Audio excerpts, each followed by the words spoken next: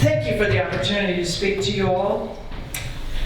I think and hope that you want more people at these meetings.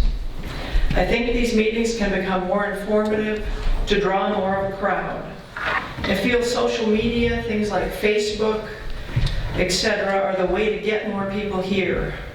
On social media, prior to every monthly meeting, topics of discussion could be listed, such as Darlene's contract, the dam, the direction the town is headed, taxes, the water bill, and more. As a heavily invested business owner in Clifton Forge, I am very concerned about the future direction of this town. That is why, after the last meeting, I decided to educate myself on information regarding the town. The first thing was the dam repair. Jack Mason's Tavern employs 17 Clifton Forge residents. When the vote for the $1 increase in the water bill was taken, 2 of you voted no. It is a mandatory repair and you still voted no. USDA requires you to project out what your plan is for payback of the loan conditions, and the $1 increase was the plan. When your no votes came up, it really didn't matter what you voted because it had already passed. But it made you look good to your constituents. Based on the research, 650 residential units and 1,400 people, or 1/3 of the town population, is within this inundation zone, and I bet not even 40 people know all of this. Knowing that the dam was confirmed as high hazard classification, which means we would experience significant impacts from its failure, such as probable loss of life and significant economic impacts, including no water for the residents or businesses of the town. If you knew all that, if you were first to vote instead of last, would your vote still be no? Please remember you were elected by all of the residents of this town. The second topic is the position of town manager. Over the past few days, I have asked people what they thought of Darlene as a town manager. Some thought she was too picky about some things. Others didn't know anything, what she did or anything. Some thought she was paid too much, but when I asked why they thought too much, they didn't have an answer. And others think she's done great things in the town. But none of the people I talked to knew her term was coming to an end. Most faces turned to concern when informed of this.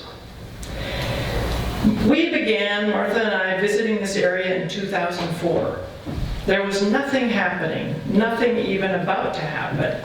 And yet from 2003 to 2007, you had a town manager that was paid a minimum of $73,000.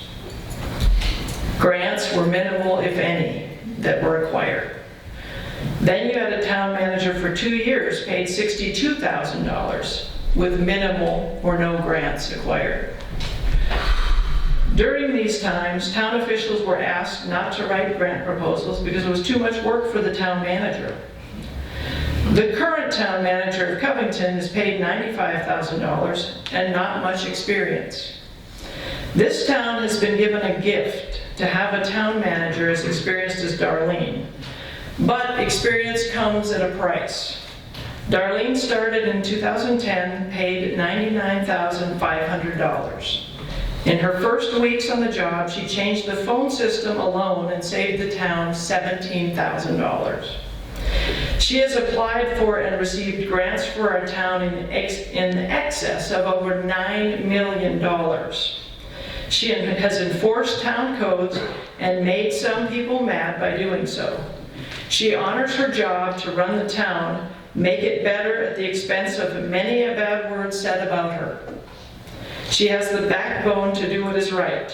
She can always find a body, not she, you can always find a body for $60,000, but you can't buy experience or a person with a strong moral compass. Without question, there is no one that will do as much as Darlene has done. Mr. Mayor, Vice Mayor, and Council, The town is at a critical point, and I think the public who elected you needs to know your plans. As you go forward, remember that you represent all of the people of this town and should be acting in ways for the betterment of the town.